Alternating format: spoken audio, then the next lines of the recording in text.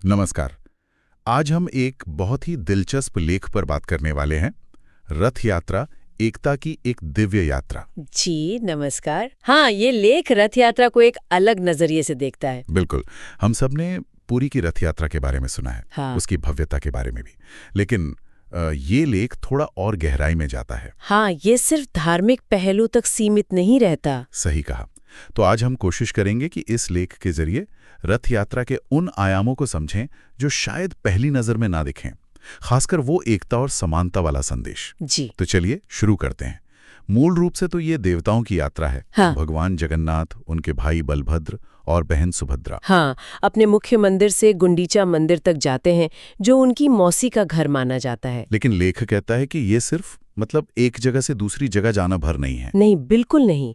लेख में इस बात पर जोर है कि ये देवताओं की एक तरह से वार्षिक छुट्टी है, लेकिन जो बात इसे खास बनाती है वो है रथ। हाँ, रथ वो तो विशाल होते हैं। विशाल तो होते ही हैं, और तीनों देवताओं के रथ अलग अलग होते हैं। उनके नाम भी हैं, जैसे जगन्नाथ जी का नंदी घोष, बलभद्र जी का तालध्वज और सुभद्रा जी का दर्पदलन। बिल्कुल। और लेख ये भी बताता है कि इनके लिए लकड़ी हर साल खास पेड़ों से पूरे विधि विधान से काटी जाती है। ये तैयारी ही अपने आप में एक बड़ा अनुष्ठान है। अच्छा, तो ये तैयारी भी उत्सव का ही एक अहम हिस्सा हुई। और वो जो मान्यता है कि रथ खींचने से पाप धुल जाते हैं, उसके बारे में लेख क्या कहता है? हाँ, लेख में इसका जिक्र है, लेकिन वो इसे सिर्फ व्यक्तिगत मोक्ष या पाप धोने तक ही सीमित नहीं रखता। अच्छा, तो फिर? वो इसे एक सामूहिक क्रिया के तौर पर देखता है। सोचिए, हजारों लाखों हाथ एक साथ एक ही रस्सी को पकड़कर खींच रहे हैं एक दिशा में। ये अपने आप में एकता का कितना बड़ा, कितना शक्तिशाली प्रतीक है। हाँ, ये बात तो है। और वो पुरी के राजा वाली रस्म, छेरा पेरा जिसे कहते हैं, जी छेरा पेरा, जब गजपति महाराज खुद सोने की झाड़ू से रथ के आगे सफाई करते हैं।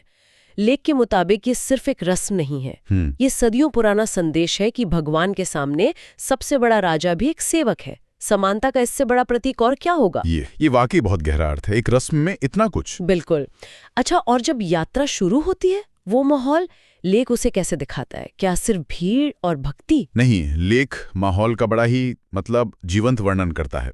वो सिर्फ भीड़ नहीं कहता, उस ऊर्जा की बात करता है जो वहां होती है। ऊर्जा? कैसी ऊर्जा? वो शंख, वो घंटियां, वो हरि बोल के नारे, हवा में वो मिलीजुली गंध, कपूर की, फूलों की, धूप की।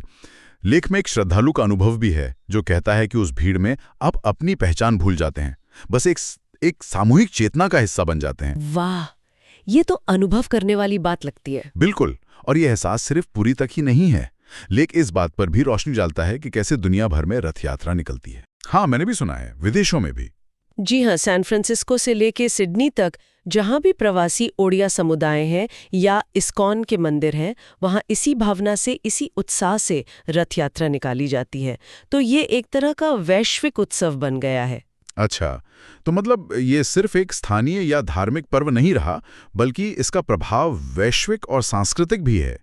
तो फिर लेख का जो मुख्य तर्क है वो क्या है? ये एकता वाली बात पर वो कैसे पहुंचता है? देखिए, लेख का केंद्रीय बिंदु यही है कि रथ यात्रा धर्म से बहुत आगे है।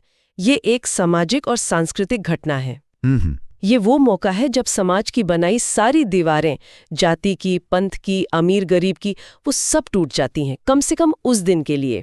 हाँ, ये सच है। रथ खींचते हुए कोई ये नहीं पूछता कि कौन किस जाति का है। बिल्कुल। लाखों लोग एक साथ, एक रस्सी, एक विश्वास, एक नाम। लेख कहता है कि ये विविधता में एकता का जीता जागता साक्षात प्रमाण है। और ये सिर्फ एक दिन का तमाशा नहीं, बल्कि एक ऐसी भावना का प्रतीक है जिसकी जरूरत समाज को हमेशा रहती है। हाँ, खासकर आज के समय में। जी बिल्कुल। तो अगर हम संक्षेप में कहें तो ये लेख रथ यात्रा को देवताओं की यात्रा के साथ साथ मानवता की यात्रा के रूप में भी देखता है। एकता, समानता और साझा भक्ति की एक शक्तिशाली अभिव्यक्ति। सही कहा आपने। ये हमें याद दिलाता है कि जब लोग एक नेक उद्देश्य के लिए साथ आते हैं तो उनमें कितनी ताकत होती है। बिल्कुल। और यहीं से एक सवाल मन में आता है जिसे लेख सीधे तो नहीं पूछता, पर इशारा करता है। क्या सवाल? यही कि ये जो एकता और समानता की भावना रथ यात्रा के दौरान इतनी सहजता से दिखती है, उसे हम इस त्योहार के दायरे से बाहर अपने रोजमर्रा के जीवन में, अपने समाज में स्थायी रूप से कैसे ला सकते हैं? ये वाकई एक अहम सवाल है, सोचने वाली बात है। हाँ, शायद यही सबसे बड़ा चिंतन बिंदु है। भगवान जगन्नाथ हम सभी को शांति, सद्बुद्धि और खुशियां प्रदान कर।